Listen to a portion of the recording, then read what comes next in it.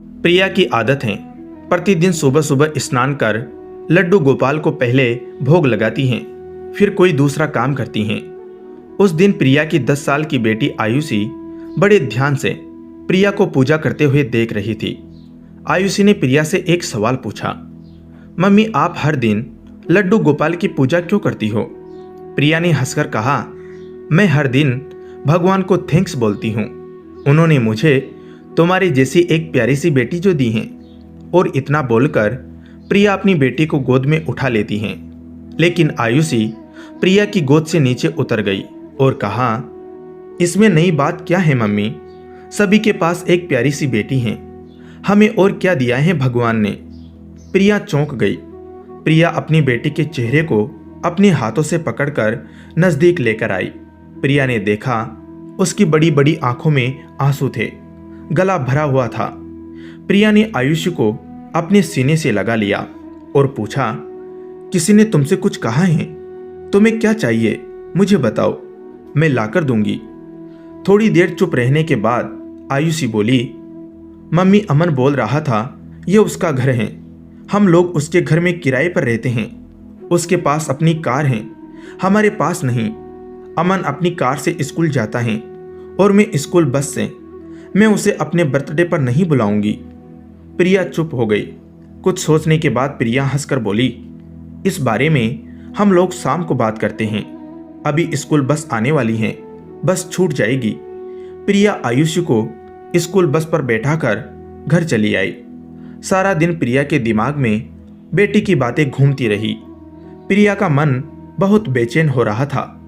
बेटी का बर्थडे था दूसरे दिन, इसलिए थैला उठाई और मार्केट चली गई। सामान लेकर प्रिया धीरे धीरे घर वापस आ रही थी, तभी किसी ने प्रिया को आवाज लगाई। प्रिया रुक गई। सामने देखा तो बबली सिलबट्टे वाली खड़ी थी। सालों से ये लोग यहीं रहते हैं। प्लास्टिक का बड़ा सा टेंट लगाकर झोपड़ी नुमा घर बना लिया था उन लोगों ने। प्रणाम प्रिया दीदी, बबली ने कहा। खुश रहो, प्रिया हंसते हुए बोली। बबली बोली, सुना आप यहीं आकर रहने लगी? प्रिया बोली, हाँ बेटी की पढ़ाई के लिए एक जगह तो रुकना ही पड़ेगा। प्रिया ने बबली से पूछा, और सुनाओ बबली, तुम कैसी हो? कहाँ रह रही हो आजकल? बबली बोली, अरे हम तो यहीं रह रहे हैं, माँ के साथ सिलबट्टे बनाने में हाथ बटाते हैं। अच्छा, प्रिया ने हंसते हुए कहा। तभी एक छोटी बच्ची लगभग 10 साल की दौड़ते हुए बबली के पास आकर रुक जाती हैं। प्रिया ने पूछा, बबली ये तुम्हारी लड़की है? बबली खुश होते हुए बोली, हाँ प्रिया दीदी, आपको याद नहीं, आपकी बिटिया से केवल 4 दिन छोटी हैं। जन्म के समय बीमार पड़ गई थी, बाबूजी ने ही तो पैसे दिए थे इसके इलाज के लिए। ओ याद आया, पापा ने ही पैसे दिए थे। प्रिया धीरे से बोली, अब कैसी है तुम्हारी बेटी? बबली हंसते हुए बोली, अब ठीक है। प्रिया बोली, ठंड बहुत है, पूरे कपड़े पहना कर रखो। बबली हंसते हुए बोली, इसीलिए रोका था आपको, आपकी बिटिया के पुराने कपड़े हैं तो दे देती। प्रिया बोली, हाँ क्यों नहीं। प्रिया ने थोड़ी देर वहीं खड़े होकर बबली से बातें की और घर चली आई। घर आकर प्रिया ने अपनी बेटी के पुराने स्वेटर और कुछ कपड़े एक थैले में पैक किए। 2 फ्रॉक लाई थी अपनी बेटी के जन्मदिन पर, एक रख लिया। कुछ मिठाइयाँ और चॉकलेट पैक कर लिया। सुबह उठते ही प्रिया अपनी बेटी से बोली, आयुषी तैयार हो जाओ, आज मंदिर जाना है, आज तुम्हारा जन्मदिन है ना। आयुषी का मन नहीं था मंदिर जाने का, लेकिन वह तैयार हो गई। मंदिर से वापस लौटते समय प्रिया सिलबट्टे वालों की बस्ती के पास आकर रुक गई और बबली को आवाज लगाई। बबली बाहर आई, उसके साथ उसकी बेटी भी बाहर आ गई। ठंड में भी केवल फ्रॉक पहने हुए थी, वह भी मेली हो गई थी। जहां उन लोगों ने अपनी झोपड़ी बना रखी थी, उसके बगल में ढेर सारा कचरा फेंका हुआ था।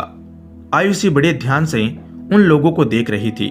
प्रिया थैला बबली को पकड़ाते हुए बोली, कुछ स्वेटर और कपड़े हैं। प्रिया आयुषी से बोली, मिठाइयाँ और चॉकलेट आंटी को दे दो बेटा, आज मेरी बेटी का जन्मदिन है। प्रिया नई वाली फ्रॉक बबली को देते हुए बोली, ये लो, अपनी बेटी के जन्मदिन पर पहना देना। दोनों माँ बेटी ये सारा सामान लेकर बहुत खुश थी।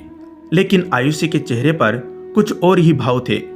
प्रिया अपनी बेटी के साथ धीरे धीरे चलते हुए घर आ जाती हैं। घर आकर प्रिया ने अपनी बेटी को अपने पास बैठाया और उसके हाथों को अपने हाथों में लेकर बोली, सवाल ये नहीं है बेटा कि भगवान ने हमें क्या नहीं दिया, सवाल ये है कि भगवान ने हमें क्या दिया।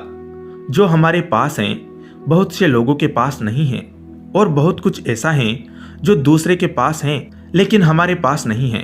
लेकिन बेटा, एक अच्छी जिंदगी जीने के लिए जो भी चाहिए वह सब भगवान ने हमें दिया। इसके लिए हमें भगवान का धन्यवाद करना चाहिए। एक बात याद रखना बेटा, जब भी तुम जीवन में खुद को छोटा महसूस करो तो एक बार उन लोगों को देखो जो तुमसे भी नीचे हैं। देखना, बहुत से ऐसे लोग हैं जो तुमसे नीचे हैं, और कभी तुम्हें खुद पर घमंड होने लगे कि तुम्हारे पास बहुत हैं, तुम सबसे बड़ी हो, तो एक बार उन लोगों को देखना जो तुमसे बहुत बड़े हैं। उनके पास बहुत कुछ ऐसा है जो तुम्हारे पास नहीं है। इतना बोलकर प्रिया आयुषी के माथे को चूम लेती हैं। थोड़ी देर चुप रहने के बाद आयुषी खुश होते हुए बोलती हैं, मम्मी, मैं अमन को अपनी बर्थडे पार्टी के लिए बुलाने जा रही हूँ। आयुषी दौड़ते हुए अमन के घर चली जाती हैं। प्रिया एक गहरी सांस लेती हैं और रात की पार्टी की तैयारी में लग जाती हैं। धन्यवाद दोस्तों।